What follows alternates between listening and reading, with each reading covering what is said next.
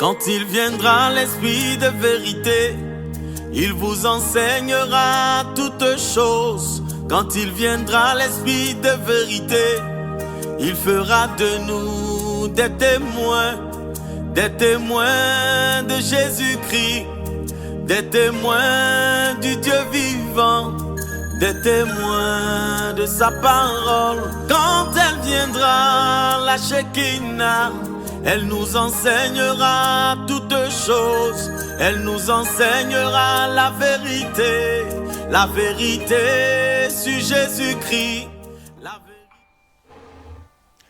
Bien-aimés frères et sœurs, que Dieu nous bénisse ce matin, que la grâce de Dieu soit sur la vie de chacun de nous. Amen. Je veux parler ce matin sur le thème « Ne te confie pas, ne te fie pas à la chair ». Ne te confie pas en la chair. Amen. Nous allons prier au nom du Père et du Fils et du Saint-Esprit. Amen. Dieu Père éternel, Roi des rois, merci pour cette belle journée. C'est toi qui permets toutes choses, qui donne la santé, qui donne la vie. C'est toi qui nous protège, qui nous sécurise. C'est toi qui nous bénit, qui nous couvre. À toi la gloire, à toi l'élévation, à toi la percée. C'est ta main, Seigneur, qui nous soutient, qui nous bénit, qui nous couvre. Nous voulons ce soir t'honorer, t'élever, Seigneur. Je veux ce matin que ton esprit soit là avec moi et que la chair se taise, mais que ta parole éclaire quelqu'un, que ta parole oriente quelqu'un, que ta parole édifie quelqu'un. Père, enlève tout ce qui est en moi qui ne confesse pas ton nom. Que je sois un canal de bénédiction, un canal de restauration pour la vie de quelqu'un. Je me fasse au-devant de toi afin que ton esprit m'utilise pour véhiculer ta parole et bénir la vie de quelqu'un. À toi la gloire et l'honneur, au nom de Jésus de Nazareth. Amen, amen. Est-ce que quelqu'un peut me dire amen? Bien-aimé, dis amen et Dieu te bénit. Dis amen en commentaire, Dieu te bénit. Alors, ce matin, nous allons donc apprendre Jérémie chapitre 17. Jérémie chapitre 17, le verset 15. Jérémie chapitre 17, verset 15. La Bible dit ceci: Ainsi parle l'Éternel, maudit soit l'homme qui se confie dans la chair, qui prend la chair pour son appui et qui détourne son cœur de l'Éternel. Parole du Seigneur. Je vais lire, déjà on va remonter à partir du verset 1, Jérémie 17 à partir du verset 1. Le péché de Juda est écrit avec un burin de fer, avec une pointe de diamant. Il est gravé sur la table de leur cœur et sur les cornes de vos autels, comme ils pensent à leurs enfants. Ainsi pensent-ils à leurs autels et à leurs idoles, d'Astarté, près des arbres verts, sur les collines élevées. Je livre au pillage ma montagne et ses champs. Tes biens, tout est trésor, et les hauts lieux à cause de tes péchés sur tout ton territoire. Verset 4. Tu prendras par ta faute l'héritage que je t'avais donné. Je t'asservirai à ton ennemi dans un pays que tu ne connais pas. Car vous avez allumé le feu de ma colère et il brûlera toujours. Ainsi parle l'Éternel, donc le verset 5, maudit soit l'homme qui se confie dans l'homme, qui prend la chair pour appui, qui prend la chair pour son appui et qui détourne son cœur de l'Éternel. Verset 6, il est comme un misérable dans le désert et il ne voit point arriver le bonheur. Il habite les lieux brûlés du désert, une terre salée et ses habitants. Béni soit l'homme qui se confie dans l'Éternel. Et dans l'Éternel est l'espérance. Il est comme un arbre planté près des eaux et qui étend ses racines vers le courant. Il n'aperçoit point la chaleur comme elle vint et son feuillage reste vert. Dans l'année de la sécheresse, il n'a point de crainte et il ne cesse de porter du fruit. Le cœur est tortueux par-dessus tout et il est méchant. Qui peut le connaître? Moi, l'Éternel, j'éprouve le cœur. Je sonde les reins pour rendre à chacun selon ses voies, selon le bruit de ses œuvres. Comme une perdrix qui couvre des œufs qu'elle n'a point pondus, tel est celui qui acquiert des richesses injustement. Au milieu de ses jours, il doit les quitter, et à la fin, il n'est qu'un insensé. Il est un trône de gloire élevé. Dès le commencement, c'est le Dieu de notre sanctuaire. Toi qui es l'espérance d'Israël, ô Éternel, tous ceux qui t'abandonnent seront confus. Ceux qui se détournent de moi seront inscrits sur la terre, car ils abandonnent la source d'eau vive éternelle. La source d'eau vive l'Éternel. Guéris-moi, Éternel, et je serai guéri. Sauve-moi et je serai sauvé, car tu es ma gloire. Dis avec moi, Jésus, tu es ma gloire. Voici, ils me disent, où est la parole de l'Éternel? Qu'elle s'accomplisse donc. Et moi, pour t'obéir, je n'ai pas refusé d'être pasteur. Je n'ai pas non plus désiré le jour du malheur, tu le sais. Ce qui est sorti de mes lèvres a été découvert devant toi. Ne sois pas pour moi un sujet d'effroi. Toi, mon refuge au jour du malheur. Que mes persécuteurs soient confus et que je ne sois pas confus. Qui tremble et que je ne tremble pas, moi. Fais venir sur eux le jour du malheur. Frappe-les d'une double plaie. Parole du Seigneur. Bien-aimé, Jérémie, prophète de l'Éternel. Jérémie, un homme que Dieu a sollicité, que Dieu a utilisé. Jérémie chapitre 1, verset 5, Dieu parle lors de la vocation de Jérémie et il lui dit ceci. Avant que tu ne sois conçu dans le ventre de ta mère, je te connaissais et je t'avais choisi pour être mon prophète. Jérémie était l'élu, l'appelé de Dieu et il avait reçu des paroles pour les transmettre à Juda, à Israël. Et parmi les paroles que Dieu adressait au peuple d'Israël comme aux Juifs, par l'entremise du prophète Jérémie, il y avait la désolation, il y avait le chaos.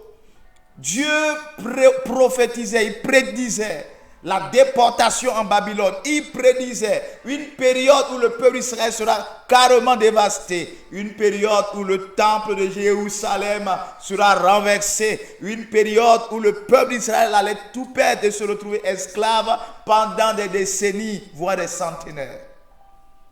Dieu est passé par la personne de Jérémie pour prophétiser. Mais au verset 5 de Jérémie chapitre 17, Dieu met l'accent sur une chose. Il dit, ainsi parle l'Éternel, maudit soit l'homme qui se confie en l'homme, qui prend la chair pour appui. Maudit soit l'homme qui prend la chair pour appui. Et il dit maudit soit. Il dit maudit soit l'homme qui se confie en l'homme. Bien-aimé, il est tellement clair lorsque le Seigneur nous parle comme ça. C'est vraiment un chaos, une aberration que de placer sa foi en un homme. Durant tout ce temps de cheminement, pendant cette semaine, nous avons parlé autour de plusieurs sujets. J'ai parlé sur les épreuves, j'ai parlé sur la motivation, j'ai parlé sur les sorties du ressentiment. Mais écoutez-moi bien, aujourd'hui où nous clôturons cette semaine d'enseignement, j'aimerais dire à quelqu'un qu'au-delà de tous les combats, de tout ce que tu vas traverser, il y a une chose qui doit revenir. Et cette chose, c'est que Dieu refuse que tu places ta confiance en un homme. En aucune situation, tu ne dois te confier en un homme. En aucune situation, tu ne dois te confier en un homme. Se confier en un homme, c'est placer toute sa confiance en un homme.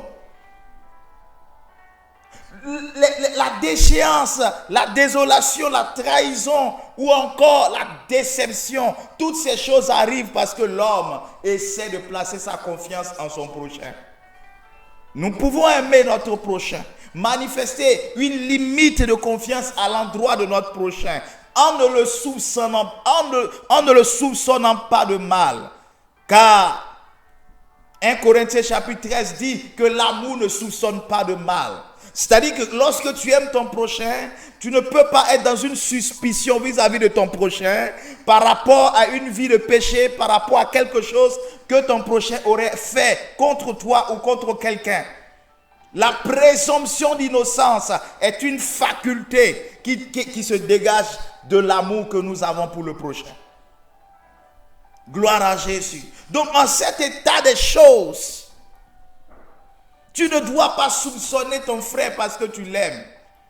Et le fait que tu ne le soupçonnes pas de mal, c'est un degré de confiance que tu places en la personne. C'est d'ailleurs pourquoi en amitié, tu as besoin de placer une telle confiance. Envers tes parents, tes proches, tu as besoin de placer une telle confiance.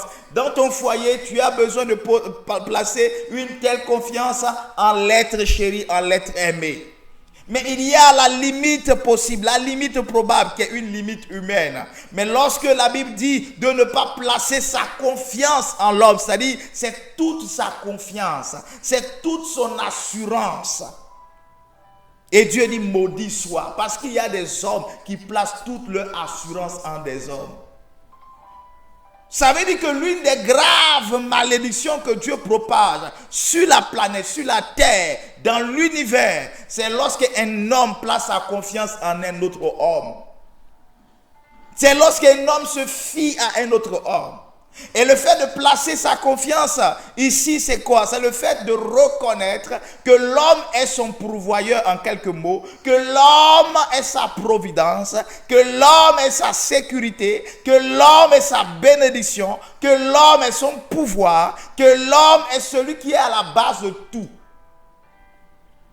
S'il y a une chose que Dieu déteste dans la vie, c'est lorsque vous placez des gens au-devant de vous comme au-dessus de Dieu. Lorsque vous placez des gens au-devant de vous comme à la place de Dieu. Lorsque vous placez des gens au-devant de vous comme au-dessus de Dieu. Vous êtes en train de marcher dans une atmosphère non favorable que Dieu adore, sinon que Dieu aime.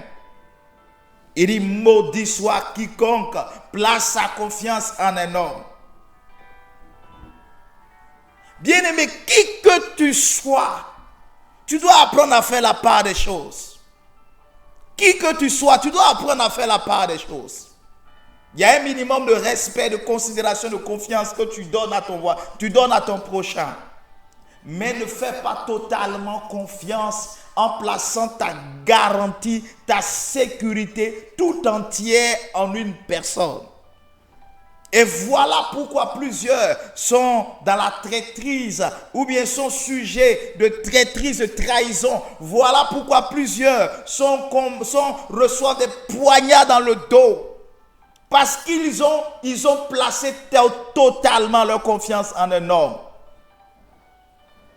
C'est une erreur de placer ta confiance totale en un homme.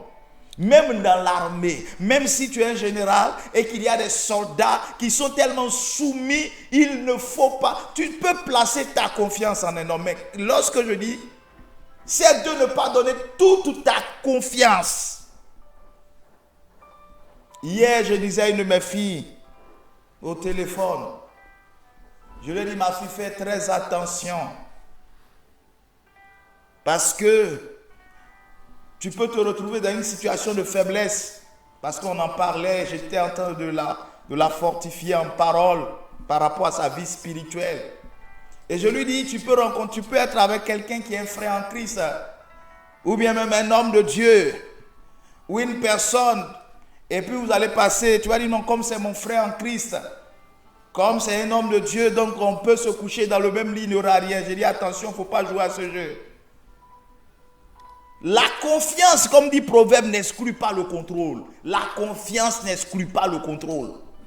Parce que si tu t'es amusé, comme on dit en Côte d'Ivoire, quelqu'un va te m'appeler. Si tu t'es amusé. Parce qu'il y a des gens comme ça, non, c'est mon patron, il ne va pas me toucher. Non, comme c'est mon beau-frère, il ne va pas me toucher. Non, on va dormir ensemble, il n'y a rien. C'est-à-dire, il y a des gens qui dégagent une certaine naïveté. C'est-à-dire, ils sont tellement naïfs. Parce que non, je lui fais confiance. J'ai dit, hey, attention. Et l'homme tel qu'il est un être de corruption. L'homme grand H est un être de péché. L'homme grand H est un être de faiblesse. C'est une personne faible. C'est quelqu'un de faible. Donc ne place pas ta confiance en un homme pour dire non je le connais, non je la connais, non je le connais, non je la connais. Écoutez-moi, il y a des gens qui ont des confiances comme ça absolues. Vous savez, la confiance qui est demandée à un homme pour sa femme et à une femme pour son homme est une confiance qui est basée sur la qualité de l'amour. On ferme les yeux, on bouche les oreilles, on ferme la bouche et on marche. En fait, c'est ce qui est demandé dans le foyer.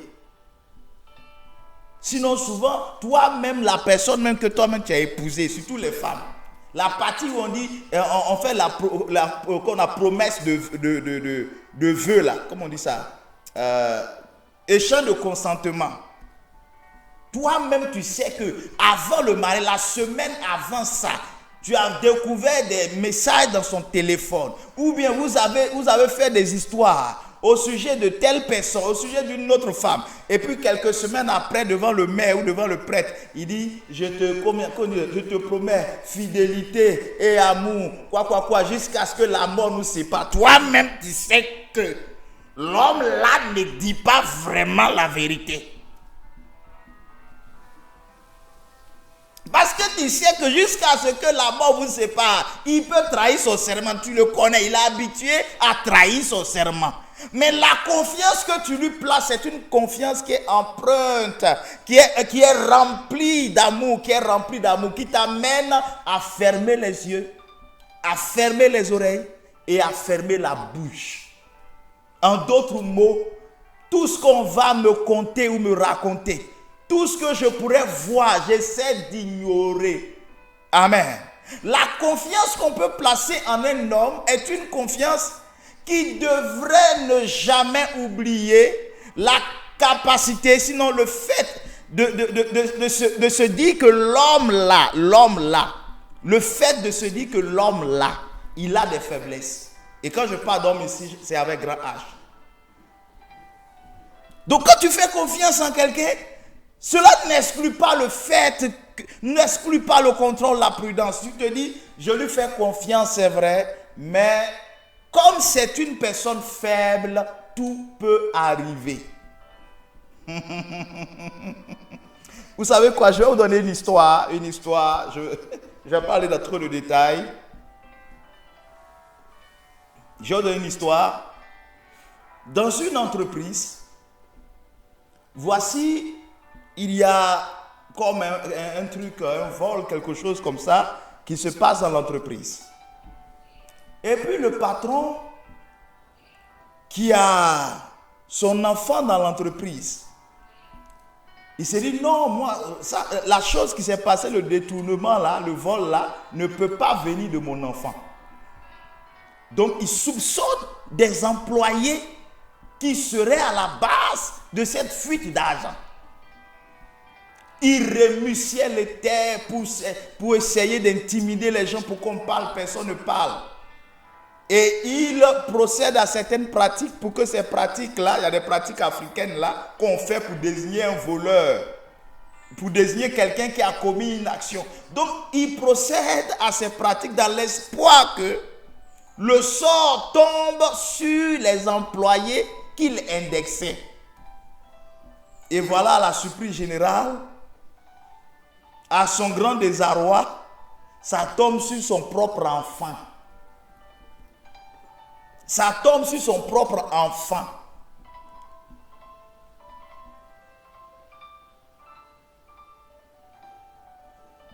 Ça tombe sur son propre enfant. Bien-aimé, écoute-moi, tu ne dois pas. Il pensait que son enfant, non, c'est pas mon enfant, c'est les autres. Il dit non, c'est les autres là, c'est pas moi mon enfant là. Non, c'est pas lui, c'est les autres.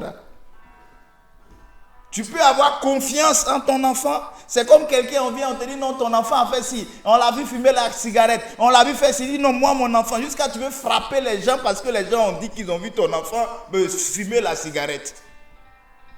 Tu fais confiance en ton enfant, c'est vrai, mais au moins un minimum de quoi? De considération comme quoi l'homme est un être imparfait. C'est d'ailleurs parce que tu t'attends à ça, c'est d'ailleurs parce que tu mets cette mentalité dans ton esprit que tu n'es pas choqué d'apprendre certaines choses. Il y a des gens, quand ils apprennent certaines choses dans la foi chrétienne, dans la chrétienté, ils sont carrément, ils sont décomposés, ils sont dévastés.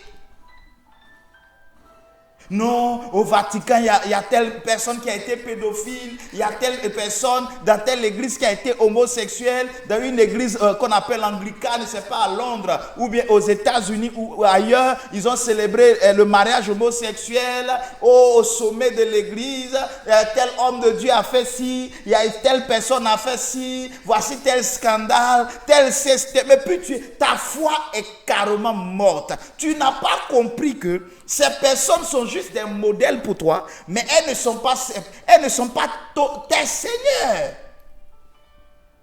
Ces personnes ne sont pas mortes à la croix de Golgotha. Le seul qui est monté sur le bois de la croix de Golgotha, qui s'est sacrifié, qui est mort, il s'appelle Jésus-Christ de Nazareth.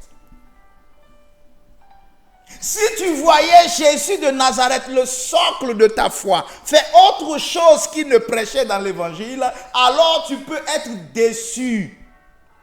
Il y a des gens qui disent, moi je ne vais plus à l'église parce que j'ai appris ceci, parce que j'ai vu ceci. Écoute-moi, tu ne dois pas placer ta foi chrétienne sur le témoignage de quelqu'un.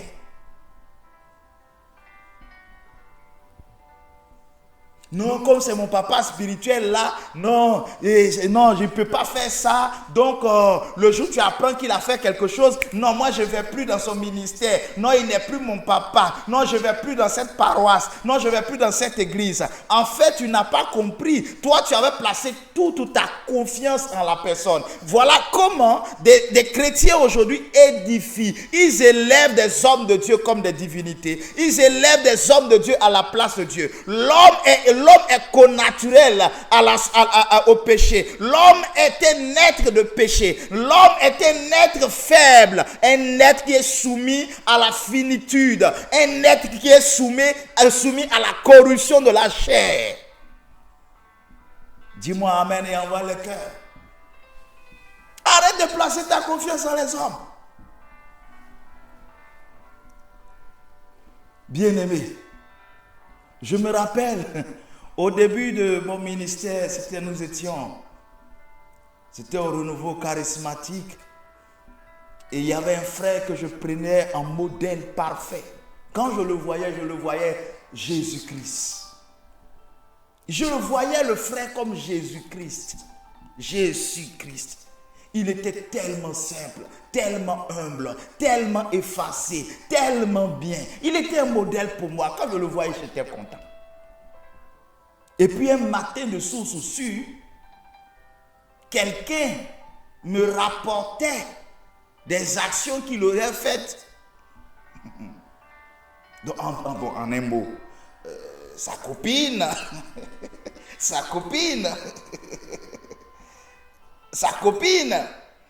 qui était une de mes filles, est venue pour dire, ah, voilà, je suis dans Goumen, voilà ma douleur, voilà.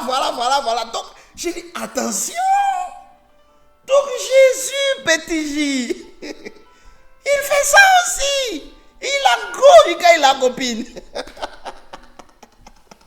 Oh, en même temps, c'était comme si le ciel m'était tombé sur la tête. J'ai dit, mais comment, mais c'est pas possible.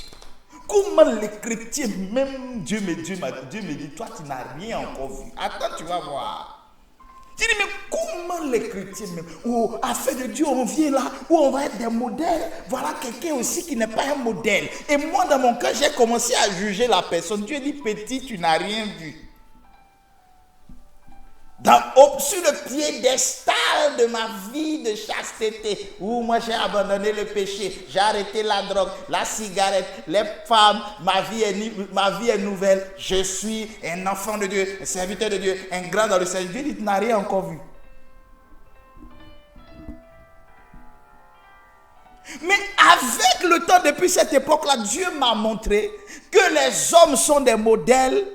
Mais lorsqu'on prend un homme comme un modèle, il ne faut jamais oublier que c'est un homme de chair, que ce n'est pas une divinité, donc il est sensible à la faiblesse, il est exposé à la faiblesse, exposé à la douleur, exposé au péché, exposé à la corruption de la chair. Est-ce que quelqu'un me dit amen? Parce que les chrétiens aujourd'hui, tellement on a placé notre confiance en des hommes, quand on les voit en saints. J'ai répondu une fois, je crois que c'était dans un média, je sais plus, une chaîne de radio.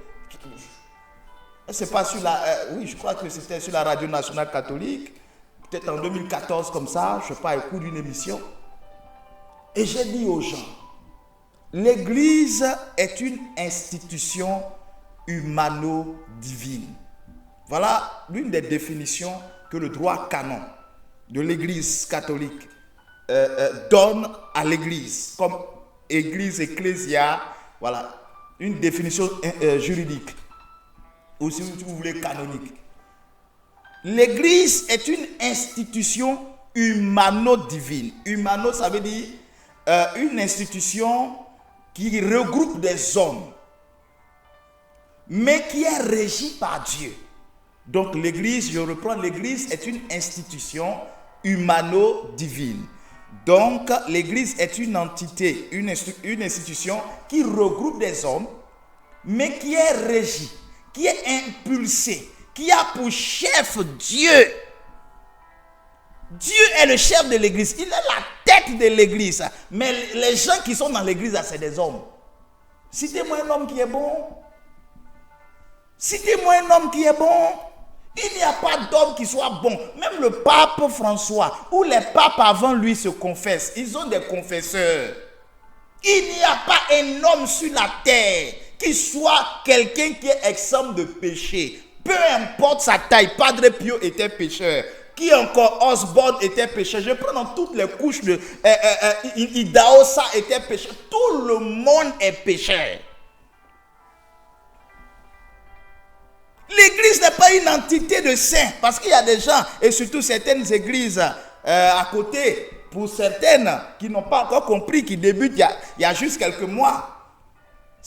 Non, l'église n'est pas un rassemblement de saints. Il faut que ça soit clair. Il y a des gens qui pensent que l'église c'est un rassemblement de saints. À l'église, on voit des djandjous, donc des prostituées, des toutous. À l'église, on voit, et c'est d'ailleurs parce que leur vie est compliquée qu'ils vont à l'église. Nous ne partons pas à l'église parce que nous sommes des saints, nous partons à l'église parce que nous avons des problèmes. Moi, je ne prêche pas Jésus parce que je suis un saint, je prêche Jésus parce que j'ai des problèmes. La Bible dit, Jésus a dit, il dit, je suis venu pour les mal portants. Il dit, je ne suis pas venu pour les bien portants, mais je suis venu pour les mal portants, pour ceux qui ont besoin de médecins. Donc moi je suis mal portant, j'ai besoin de Jésus qui est mon médecin. Maintenant si toi tu trouves que tu es tellement saint, tu es tellement pur, que chez toi il n'y a pas d'erreur, il n'y a pas de péché, ça veut dire ton église, ta communauté, ton ministère ou toi-même n'a pas besoin de Jésus.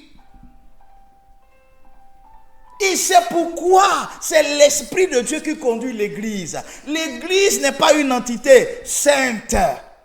Quand on dit la sainte église, c'est parce que c'est l'Esprit de Dieu qui la sanctifie. C'est parce que c'est une institution régie par Dieu, qui appartient à Dieu, qui est organisée par Dieu, insufflée par Dieu. Mais n'oublions pas les erreurs des hommes. C'est pourquoi on peut retrouver dans l'église, même au sommet de l'église ou des églises, on peut retrouver des gens faibles, qui ont des péchés, qui ont des erreurs, qui ont des gaffes. Un homme de Dieu a donné le témoignage de toi, de 3 hommes de Dieu. Bon. C'est un pasteur un homme de Dieu évangélique qui donne le témoignage de 3 pasteurs. Mais je dis que c'est général à toute forme d'église. Les 3 sont là, 3 hommes de Dieu qui sont assis et puis ils sont en train de se confesser. Parce que souvent il y a des confessions. Quand tu confesses souvent ton péché à quelqu'un qui est proche de toi, il peut te donner des conseils. C'est pourquoi la Bible dit aussi confessez-vous vos péchés, voilà, tu vois, pour se soutenir mutuellement. Donc ils étaient 3 en train de se soutenir mutuellement dans leur confession. Ils sont 3, il y a un qui dit il y a un homme de Dieu qui dit moi l'argent de l'église, je mange l'argent de l'église. Je mange l'argent des fidèles là seulement. Je mange. Quand les gens envoient la quête là, je mange. Moi, c'est mon péché. Pendant que lui, il disait que son péché, c'est l'argent là. Il y a le deuxième homme de Dieu, lui, il dit, moi, c'est les femmes de l'église. Les femmes de l'église, là, elles me fatiguent. Tout ce qui bouge devant moi, moi, je couche avec tout le monde. Donc, lui, c'était son péché. Donc, ils étaient en train de se confesser. Et le troisième, pendant que les 2 premiers parlaient, le troisième, il est là et puis il tremble, ses pieds tremblent. Le troisième, il est là et puis ses pieds tremblent. Il est là et puis ses pieds tremblent. Et puis on lui demande, mais attends, depuis là, nous on a parlé de nos péchés. Toi, tu ne parles pas de pour toi. Et puis tu trembles, il y a quoi? Et le monsieur de répondre, que moi, mon péché là, c'est que je ne sais pas garder secret. Tout ce que vous venez de me dire là, je m'en vais publier. Je suis pressé pour aller publier. Donc la morale de l'histoire, c'est que tout le monde a son péché. Dis avec moi, tout le monde a son péché. Donc la morale de l'histoire là, c'est que tout le monde a son péché. Lui, pour lui là, il tremble quoi? Parce que lui, son péché là, quand il entend petite nouvelle, petite confession, quelqu'un vient se confesser net, il ne peut pas garder ça secret. En même temps, il faut qu'il aille publier. Donc je rappelle à qui m'entend ce matin. C'est pourquoi ne t'étonne pas que dans les gens de Marie, que les gens soient souvent dans les trucs. Ne t'étonne pas que dans Mikat, que des gens soient souvent dans des trucs. Ne t'étonne pas que dans Scout, que des gens soient dans des trucs. Ne t'étonne pas que dans, je sais pas, Foursquare ou Assemblée de Dieu ou quoi, que des gens soient dans des trucs. C'est une institution ce sont des hommes qui sont dedans. Là où il y a l'homme, il y a la faiblesse. De toute façon, dans les lieux d'église, les frères en Christ et les sœurs en Christ se cherchent. Mais, la chair. Mais les mêmes tentations qui sont dans le monde là, quand on arrive dans l'église là, les portes en fer de l'église ne ferment pas la tentation. Parce que non, il faut que vous compreniez ça. Pour que votre lecture spirituelle des choses change. Pour que votre compréhension des choses spirituelles change. Afin de ne pas être des chrétiens bébés. Des chrétiens qui reçoivent le lait. Qui sont bénis, oui. Ou qui reçoivent toujours, qui voient. Non. Écoute-moi bien. Ta foi doit grandir. Parce que ta foi n'est pas fonction de ce qu'on appelle du bon témoignage d'un homme ou d'une femme. Un homme de Dieu peut bien se comporter ou ne pas bien se comporter. Ça ne t'intéresse pas. Ce qui t'intéresse, c'est Jésus de Nazareth que tu regardes. À l'église là, quand on arrive à l'église là, les portes de l'église là ne ferment pas tous les péchés. Le démon, même dans l'église, il y a des sorciers. Donc, nous qui partons prendre communion là, il y a sorciers dedans, il y a francs-maçons, il y a bouddhistes dedans, il y a tout dedans. Quand on s'assoit à l'église et puis on est assis sur le même banc, dans le même banc, il y a quelqu'un qui a tué quelqu'un hier. Il y a un qui revient fraîchement de l'hôtel. Il y a un autre qui a menti. On est tous dans le rang parce que nous cherchons le Seigneur. Toutes les mêmes faiblesses dans le monde là. Mais ça peut se rattraper. Là où il y a croisement d'hommes et de femmes, il peut y avoir des accidents. Est-ce que je parle à quelqu'un? Je ne fais pas de complaisance au péché. Loin de là, parce que le péché est odieux.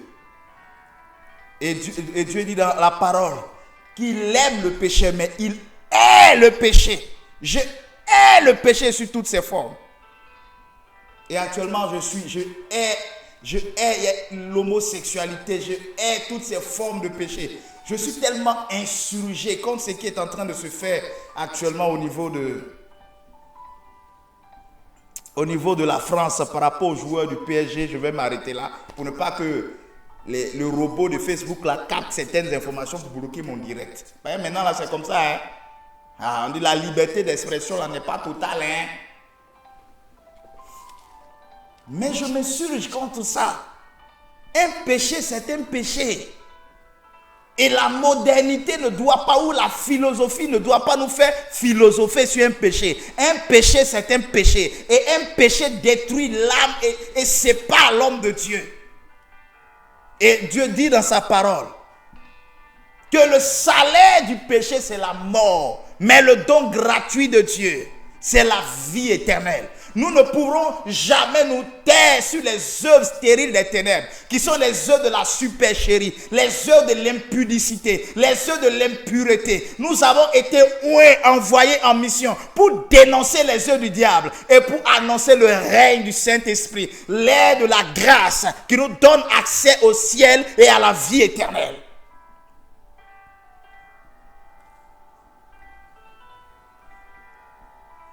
Je suis implacable sur le message de la croix, car il ne saurait en aucun cas être dilué.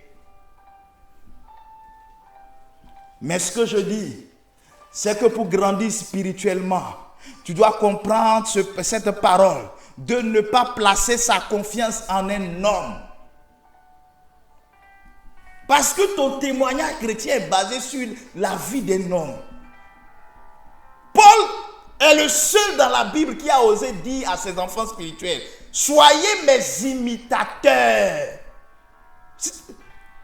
C'était quand même un peu prétentieux de le dire. Mais il faut dire quand même que Paul avait un beau témoignage de vie. Malgré ses faiblesses et ses erreurs. Mais il avait un puissant témoignage de vie. Mes enfants, vous qui êtes là, vous pouvez regarder à moi ce qui est bien et puis vous suivez. Dieu a fait de moi un modèle pour plusieurs. Mais ne faites pas comme en Afrique. Parce qu'en Afrique, les gens copient. Si quelqu'un, c'est quelqu'un qui a dit ça à un homme de motivateur, les gens de coaching, là, un coach, qui dit qu'en Occident, quand quelqu'un sur 100 choses, quand quelqu'un a 90 qualités, non, quand quelqu'un a 90 défauts et 10 qualités, quand quelqu'un a 90 défauts et 10 qualités, en Occident, les gens apprennent, ils s'inspirent des 10 qualités en oubliant les 90 défauts. Mais chez nous, ici en Afrique, quelqu'un a 10 défauts et 90 qualités. 10 défauts et 90 qualités. On va s'asseoir, on va détester la personne à cause des 10 défauts. On va encore copier les 10 défauts. On va juger la personne en fonction des 10 défauts. Bien aimé, tu peux regarder quelqu'un, une personne que Dieu établit sur toi comme ma personne ou un homme de Dieu, peu importe. Il est un modèle pour toi en fonction de ses qualités. Ses défauts, tu pries pour lui. Mais il y a des gens tellement, toi-même tu copies, tu es un copieur. Tu as copié tu as copié le défaut des gens. Ah, toi tu es comment? C'est le genre de personne qui est en classe, lorsqu'il y avait la tricherie, le genre de personne qui est en classe, lorsqu'il trichait là, il trichait jusqu'à même, il se trompait dans la tricherie. Parce que moi je me rappelle qu'on était quand même un peu méchants souvent. Souvent quand tu maîtrises bien le sujet là, Seigneur, pour que ton voisin se trompe, et puis pour il ait une mauvaise note, tu fais un faux devoir. Tu fais un faux devoir, et puis ça est là. Et puis, sur ton truc là, tu es en train de faire le bon devoir. Et comme lui-même, il ne prend pas le temps pour aller à l'école, il s'assoit et puis il est en train de copier le faux devoir là. Il copie ce que tu es en train de faire. Et puis il est pressé de copier. Il ne sait même pas de suivre la logique. Est-ce que ça tient? Ça ne l'intéresse pas. Lui, il copie seulement. Au moment où on dit il reste 10 minutes, tu fais sortir maintenant ton truc, ton brouillon, et puis tu recopies le bon devoir. Lui, il n'a pas vu ça. Il s'est déposé sa feuille. Ça vient, tu as 20 sur 20. Lui, il a 0 ou bien il a 2 sur 20. Ça, c'est ça. Les copistes, les fameux copistes photocopieurs. tu copies, il faut copier ce qui est bon. Il faut copier ce qui est bon.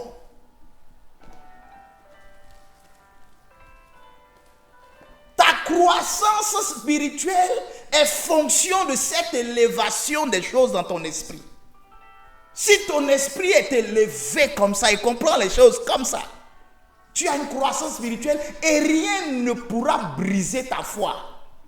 Frère, si ce n'est pas Dieu qui brise ma foi, qu'est-ce que je vais entendre qui a brisé ma foi? Nous autres là, quand on commençait à l'église, quand on commençait le ministère à l'église catholique là, on a tout entendu. Les gens nous ont fait faire sortir des livres. L'église catholique est Babylone. Marie est quoi? Qu'on appelle Mami Wata, la sirène des eaux. Des livres sur le pape, sur la papauté, sur la... Et on a... Les gens nous ont bourré de ça depuis longtemps.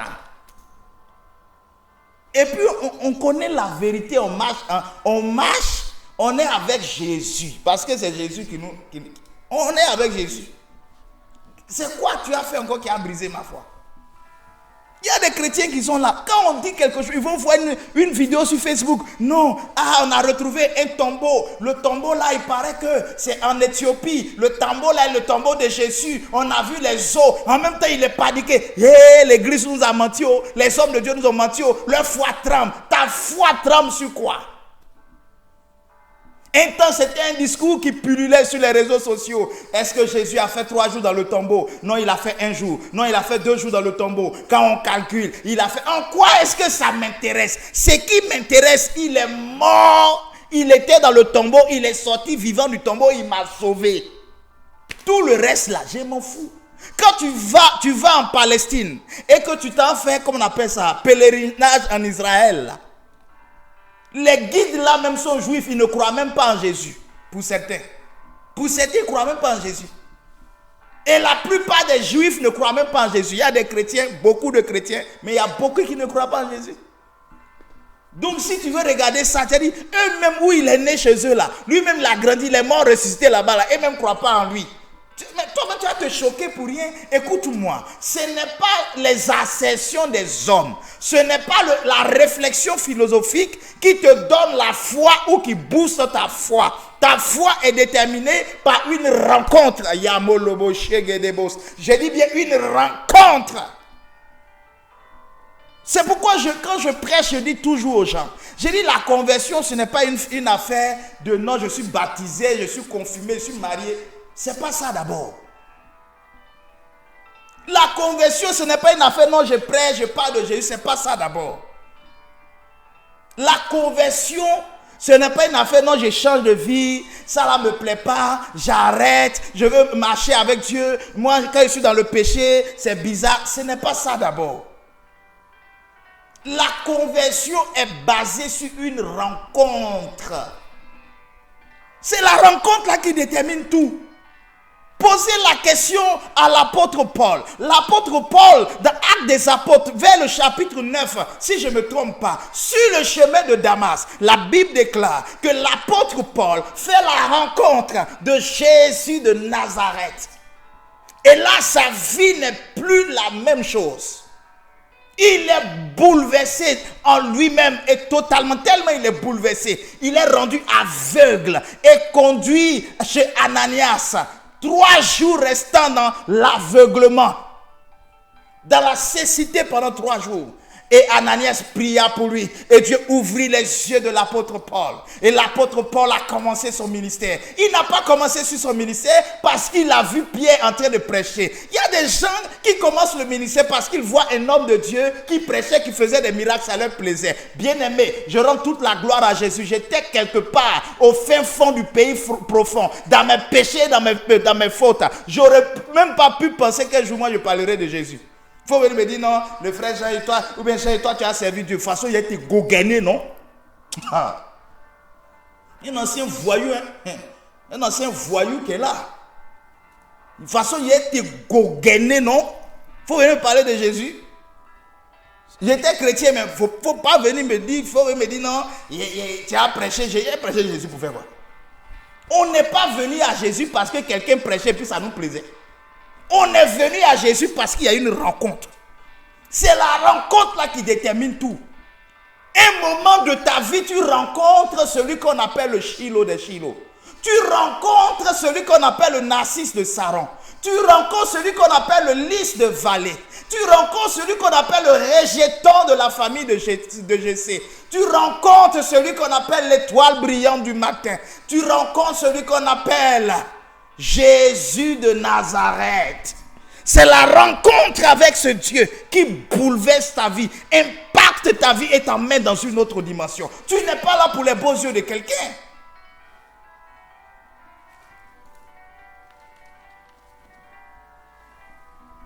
Un matin, je fais quelque chose qui n'est pas de Dieu, tu me quittes. Je ne suis pas Dieu. Tu marches quelque part, quelqu'un te dit oui. Non, ce n'est pas parce que hey, tu es mon père spirituel, c'est vrai. Mais si tu es en train de me conduire vers fétiche, je n'irai pas dans ton fétiche.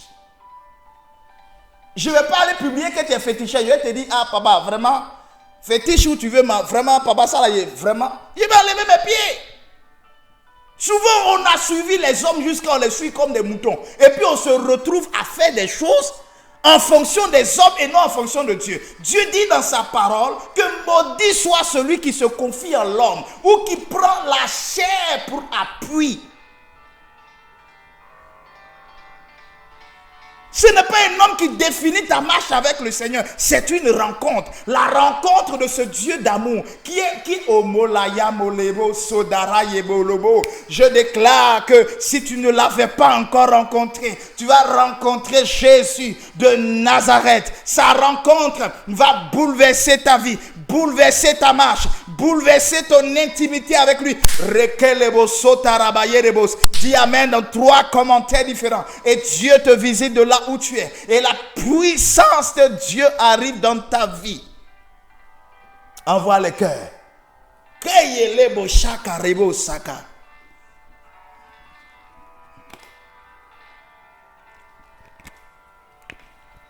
C'est une rencontre. Bien-aimé, je vais te dire une chose. J'ai un de mes fils, peut-être qu'il est connecté, c'est à la fois un clin d'œil, qui est homme de Dieu. Et au début de son ministère, quand il m'accompagnait souvent dans certaines missions, on peut prier pour un malade. Généralement, les malades guérissent. Dieu faisait des miracles. Mais il arrivait aussi qu'on priait pour des malades. Quand on sort de là-bas, on nous dit que le malade est mort. Souvent, je l'envoyais en mission. Quand je ne suis pas là, je dis, bon, allez prier pour telle personne. Quand ils s'en vont prier, on dit, la personne est malade, allez prier. Au moins, ils finissent de sortir de là-bas le lendemain ou bien quand on leur dit, ah, la personne est décédée. Ça l'affectait tellement. Et un jour, il m'a posé la question, il m'a dit, ah, mais papa, comment on peut prier pour les gens? On prie avec le cœur. Dieu qui est tellement puissant, qui nous a donné l'onction. Et puis comme ça, les gens meurent comme ça. J'ai dit, mais et puis quoi? Oui, Dieu décide de tout. Je peux prier pour toi et puis ta vie ne va pas changer. Je peux prier pour toi et puis ta vie va changer. Parce que de plus en plus, on a l'impression que c'est nous les hommes de Dieu qui font. À telle enseigne que lorsqu'on s'envoie un homme de Dieu, ou bien on catalogue un homme de Dieu en fonction des miracles qu'il fait. En fonction des miracles qu'il fait. Et on s'est dit, lui là, si il prie pour moi, forcé, je serai guéri. Tu peux te retrouver dans une assemblée de prière. Un homme de Dieu puissant va lever tous les paralytiques de la salle. Si Dieu n'avait pas prévu que tu sois guéri, à ton tour là, il va prier quoi? Jouer. Il va verser l'onction sur toi, verser huile sur toi, verser tout sur toi. Tu ne te lèveras pas.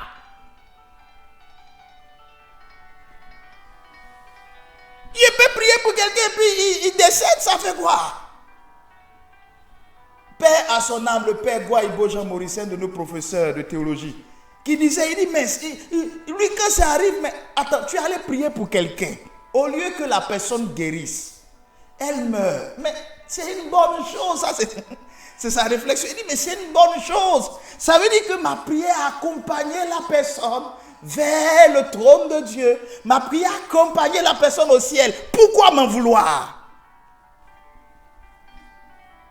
Nous, notre travail, c'est de prier. Lui, son travail, c'est d'exaucer. Ce n'est pas moi qui exauce. Et c'est comme ça, souvent, il y a des enfants, ils disent, papa, ma situation là, mon enfant, ta situation là, on prie pour ça. Ma fille, ta situation là, on prie pour ça, mais ce n'est pas moi qui exauce. Que ça soit clair dans la tête de chacun. Ce n'est pas parce que j'ai prié pour ton propre parent, il a été guéri, que pour toi, là, forcément, ça doit être... Non, c'est Dieu qui fait. Nous sommes des canaux de transmission de la grâce.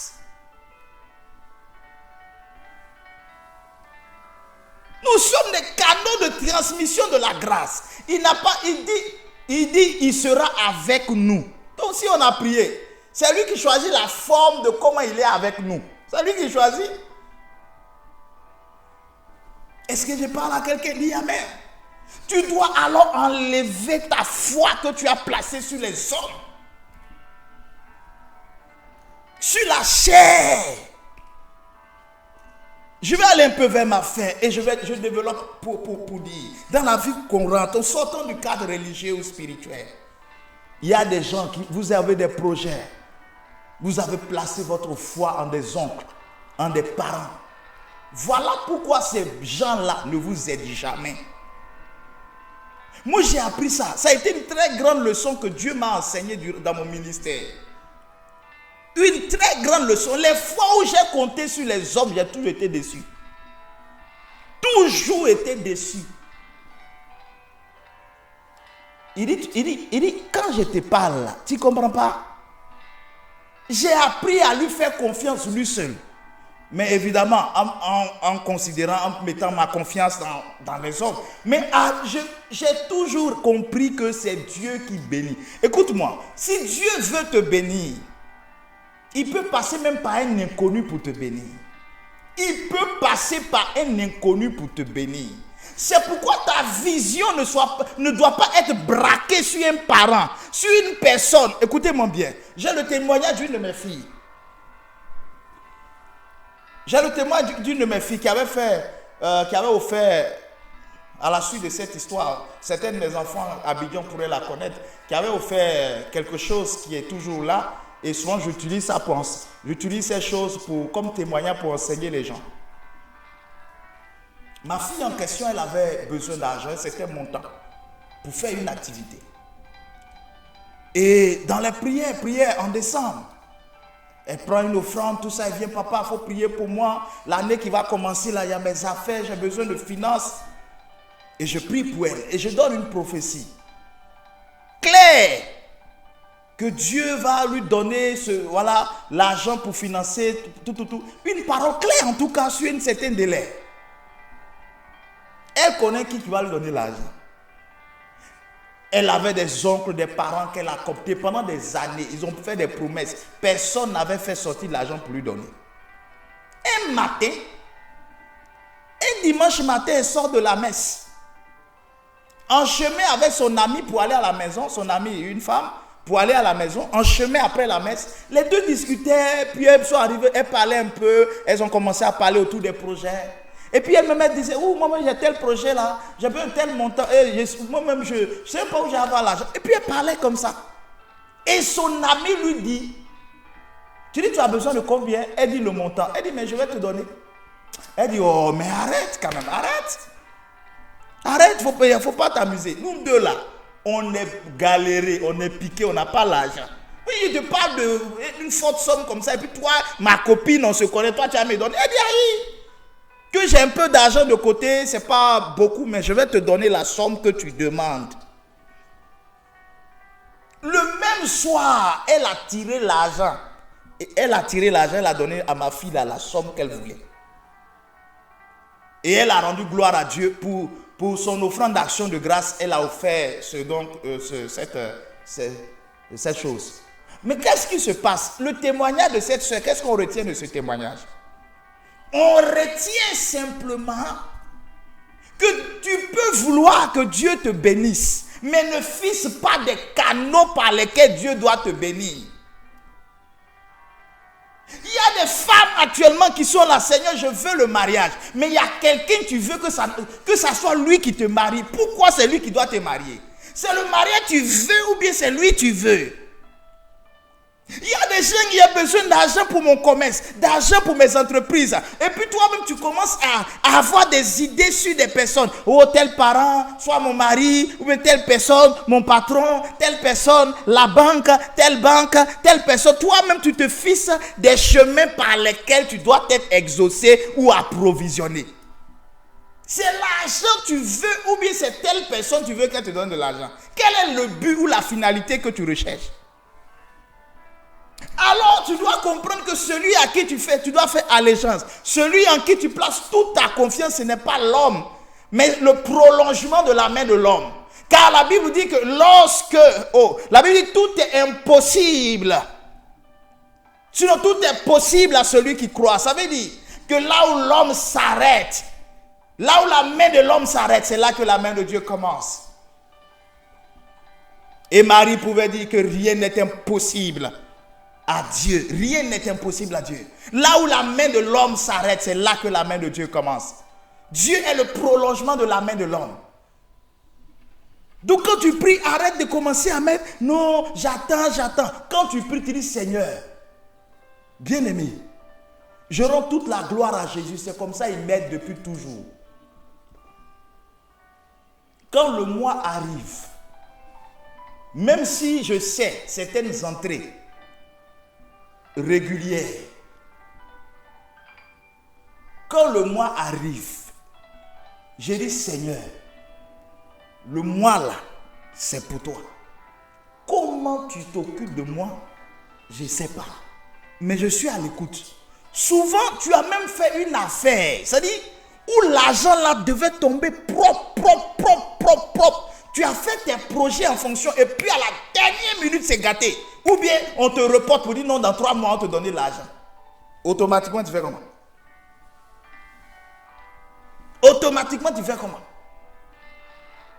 Même si tu es quelqu'un, tu es fonctionnaire, ton salaire est régulier. Le salaire sur lequel tu comptes pour régler. Voici une de mes filles. Écoutez-moi bien. Voici une de mes filles dont le mari, ce mois passé là, il est allé au travail. Il a pris son salaire. Quand il est revenu à la maison, on ne sait pas dans quel coup, il a perdu tout le salaire. On lui a volé tout son salaire. Tout le salaire du monsieur a été volé. Donc maintenant, ils sont dans la maison et puis ils se regardent. Tout le salaire du mois passé là a été volé. Ça veut dire quoi? Ça veut dire que tu peux gérer tes charges avec telle entrée fixe, telle entrée habituelle, telle entrée régulière. Mais une situation peut arriver et puis Dieu va fermer la porte de là-bas. Ou bien dès que tu touches l'argent, il y a un problème. Alors, qu'est-ce qui va se passer après pour toi? Il y a des gens qui ont placé leur foi dans leur salaire, placé leur foi dans leur travail, placé leur foi en leur mari, placé leur foi en leur famille. Quand j'appartiens à telle famille, moi il y a tel parent qui est chez nous, telle personne. J'ai dit ce n'est rien. Si tu es intelligent dès aujourd'hui, commence à placer ta foi en Jésus. Parce qu'il peut tout déprogrammer. Est-ce que tu as vu l'année de la Covid? Est-ce que tu te rappelles de l'année de la Covid? Comment Dieu a tout déprogrammé. Il a renversé tous les systèmes. Les systèmes habituels. Dieu a renversé tous les systèmes habituels. Tous les systèmes habituels. La seule personne qui pouvoir s'appelle Jésus de Nazareth. Il est le Dieu de la provision. Il est le Dieu de la provisionnement. Il est le Dieu de la providence. C'est lui qu'il faut regarder et non regarder à un homme. Même si tu cherches du travail quelque part, même si tu sollicites quelqu'un pour avoir un fonds, pour commencer une affaire, un projet, pendant que tu sollicites la personne, recroqueville-toi dans la prière, cache-toi dans la prière et appelle la clémence de ce Dieu. C'est lui qui passera par cet homme ou par cette femme ou par cet inconnu pour te bénir.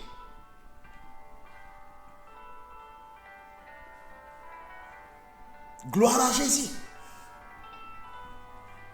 Le jour où tu vas ouvrir ton esprit comme ça, à Dieu, tu vas voir qu'il y aura une multiplication de ces bénédictions dans ta vie. Le plus grand malheur qui pourra s'abattre sur ta vie, c'est de faire confiance. C'est de placer toute ta foi ou ta confiance en un homme ou en la chair. Seul Dieu peut avoir le privilège de recevoir tout cet attachement, cet engouement. Écoute-moi.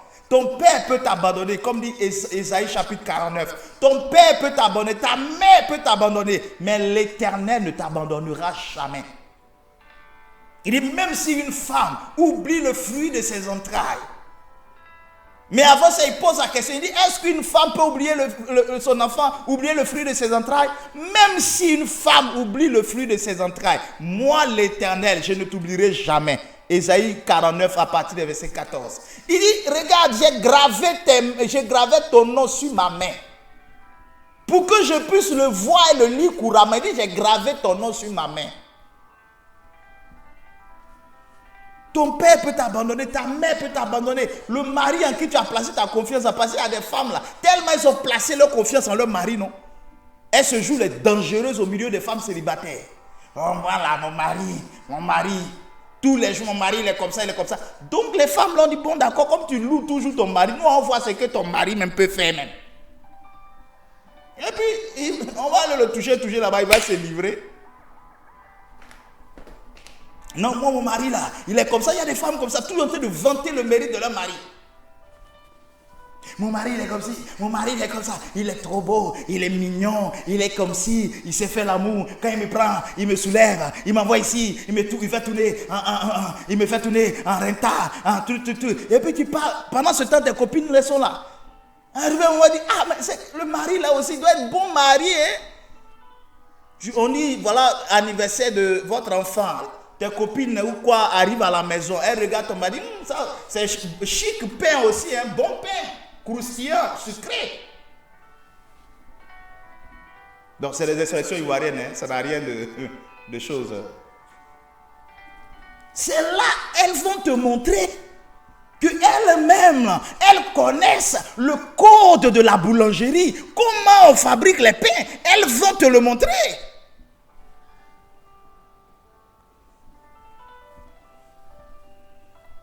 Non, moi mon enfant il est comme ci, moi ma maman est comme ça, moi telle personne, non. Ta fierté ce n'est pas une personne. Ta fierté c'est Dieu. C'est Dieu qui fait ta fierté. C'est Dieu qui fait ta fierté.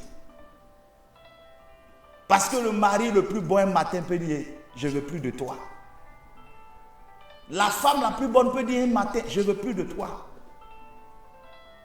Tes propres enfants dans la presse ou dans la vie peuvent te vilipender.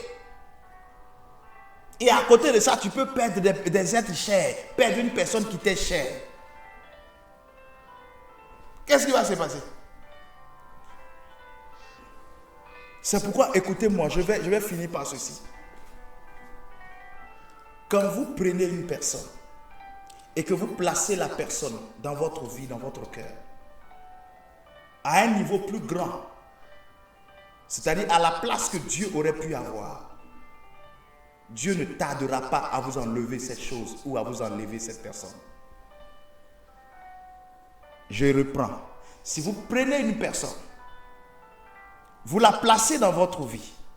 Si vous prenez une chose, votre situation sociale, votre argent, peu importe, une chose ou une personne, que vous placez dans votre vie, pas seulement à la place qu'il faut, mais dépassant la place qu'il faut, prenant la place de Dieu, Dieu ne tardera pas à vous enlever cette chose ou à vous enlever cette personne. Je dis à mes filles, quand on aime là, on aime un homme, on aime Dieu d'abord. Tous les jours, papa, il faut prier pour moi. Ils viennent toujours à la prière. Souvent, elles sont dans les directs. Tu es là, ma fille, mais quand elle rencontre quelqu'un, dimanche, ah papa, oh vraiment la prière là, je ne pourrais pas venir. Oh, donc ils sont assis. Ils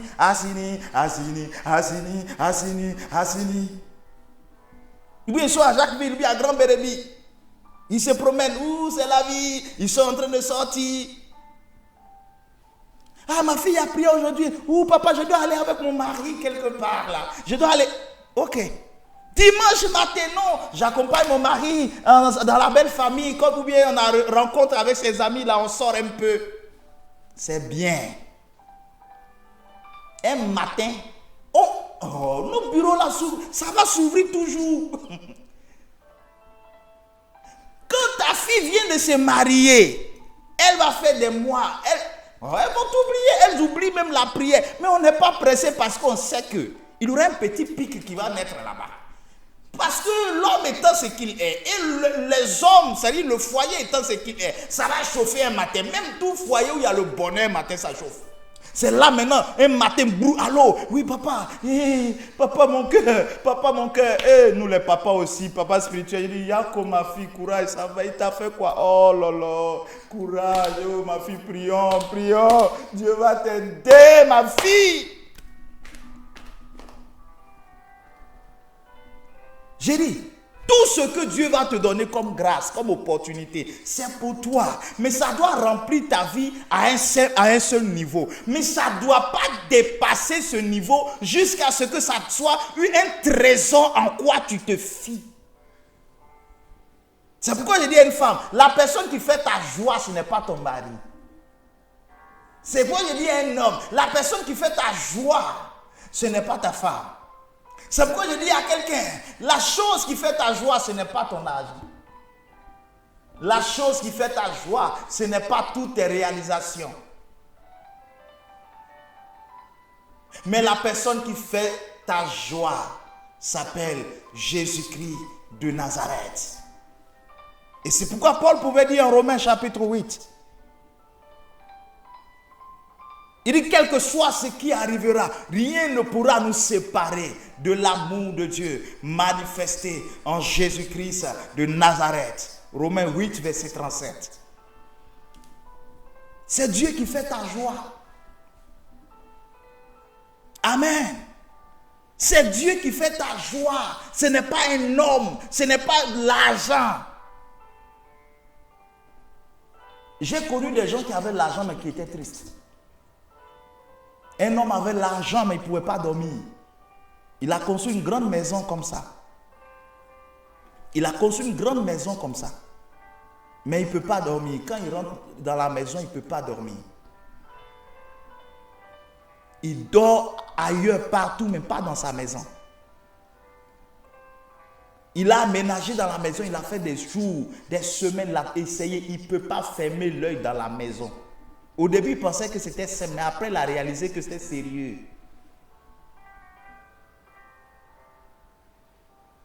J'ai rencontré des gens qui avaient l'argent, qui étaient malades, qui ont tourné partout dans le monde, qui n'ont pas pu être guéris. C'est la puissance de Jésus qui les a guéris. J'ai rencontré des gens qui avaient pratiquement tout, mais qui n'avaient pas de paix.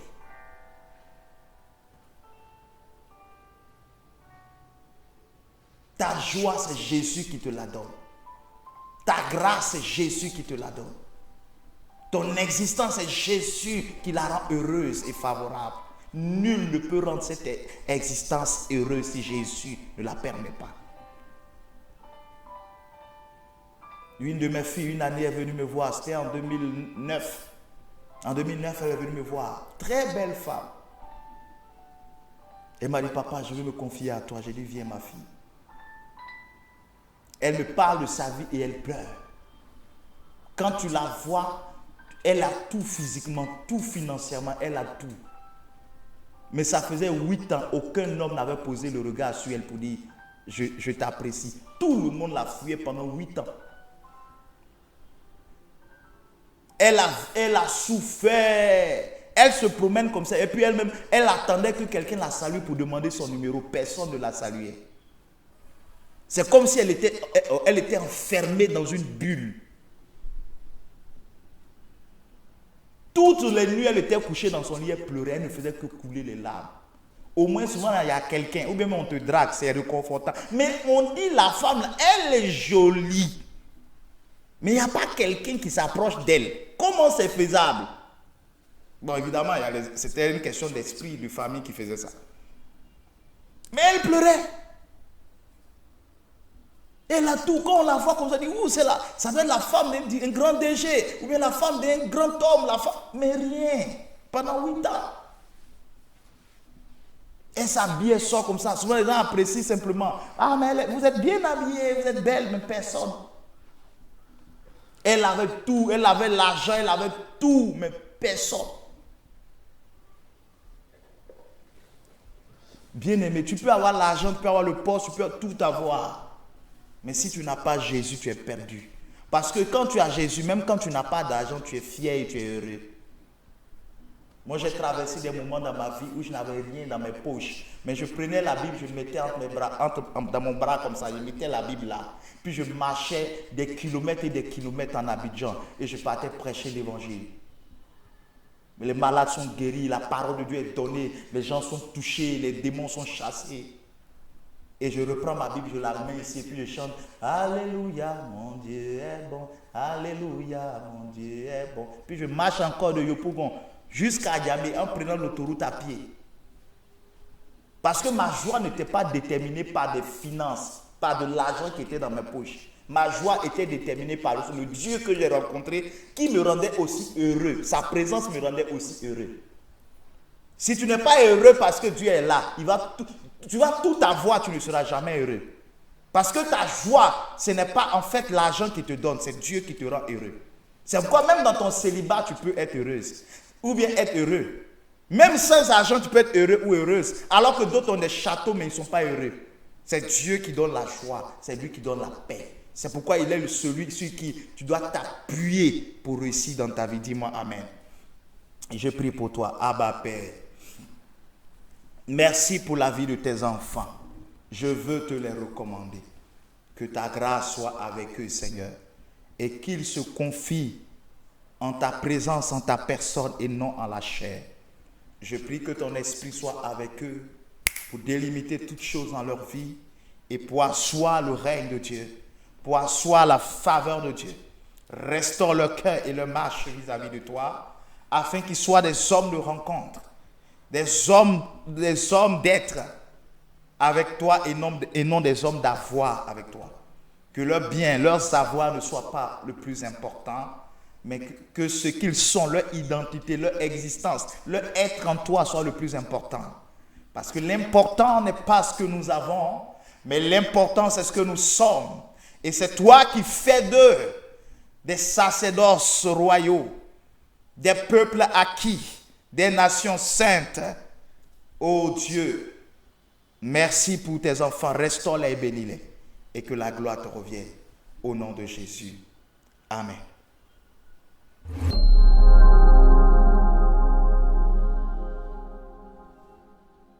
Quand il viendra l'Esprit de vérité, il vous enseigne.